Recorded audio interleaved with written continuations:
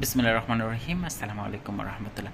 ওকে, writing task নিয়ে যারা অনেক বেশি চিন্তায় আছেন, কোন বই পড়বেন কোন বই না, এই বিষয়টা আমি আজকে এখনই সলভ করে দিচ্ছি। দেখেন, আমি আপনাদেরকে একটা বই দেখাই, কেমন? এই দেখেন, এই যে দেখেন, এটা হচ্ছে একটা খুবই হেল্পফুল বই, ঠিক আছে?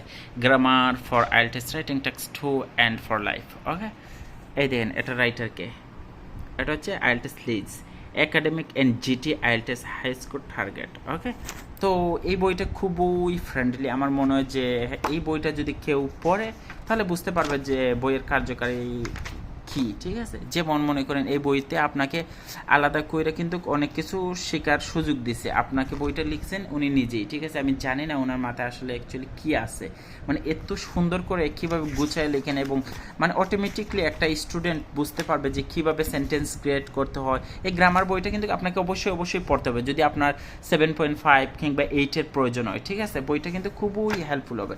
তো যারা মনে করেন যে যাদের ব্র্যান্ড স্কোর মিনিমাম 7.5, 8 কিংবা 7 প্রয়োজন, ঠিক আছে, তারা এই বইটা অবশ্যই পড়বেন, আমি আশা রাখি। বাট আপনার যদি খুব বেশি ব্র্যান্ডের প্রয়োজন না হয়, ঠিক আছে, না সরি এটা না, ওকে, এটা আপনি আমাদের যে গ্রুপ আছে গ্রুপের মধ্যে বইটা পেয়ে যাবেন, ঠিক আছে? এটা হচ্ছে এই পিডিএফ একটি শুধুমাত্র রিডিং এবং লিসেনিং এর জন্য তৈরি করা হয়েছে। এটি পড়ার পর শিক্ষার্থী কিছু কমন শব্দের সাথে বিকল্প শব্দ শিখতে পারবে। এটা হচ্ছে আমি নিজেই লিখছি। এই ভোকাবুলারিগুলা আপনারা চাইলে আমাদের গ্রুপ থেকে নিয়ে নিতে পারেন, ঠিক আছে? এটার পিডিএফটা আমি গ্রুপের মধ্যে অলরেডি দিয়ে দিচ্ছি, ঠিক আছে?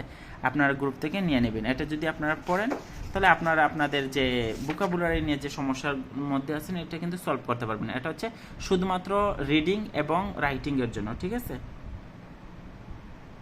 Reading and writing vocabulary. Okay, এই দেখেন, আমি বলছিলাম না যে রাইটিং টাস্ক 1 এবং 2-র জন্য এই ওনার বইটা খুবই ইম্পর্টেন্ট, ঠিক আছে? রাসেল, আপনারা অনেকেই ওনাকে চিনেন, ঠিক আছে?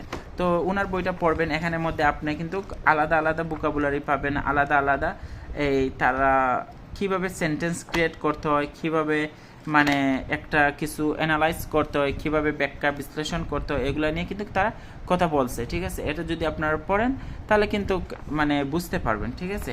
এটা পড়লে আপনারা যাদের 6.5, যাদের 7 কিংবা 5.5 বলেই চলবে, তারা এই বইটা পড়বেন। বাট যাদের খুব হাই স্কুল প্রয়োজন, আমি তাদেরকে বলছিলাম যে এই বইটা পড়ার জন্য। ওকে, আমার মনে হয় এই রাইটিং টাস্ক ইমপ্রুভ করার জন্য 1 এবং 2 আপনারা এই দুইটা বই ফলো করতে পারেন। এগুলো সাধারণত আমি এই অনলাইন থেকে ডাউনলোড করছিলাম, ডাউনলোড করার পর এগুলা মানে ওই প্রিন্ট করাইছি, ঠিক আছে? প্রিন্টের দোকানে গিয়ে প্রিন্ট করাইছি। আপনারা চাইলে বই সরাসরি কিনতে পারেন, অনলাইন থেকে কিনতে পারেন, আদারওয়াইজ আপনারা কিন্তু এগুলো প্রিন্ট করাতে পারবেন, ঠিক আছে?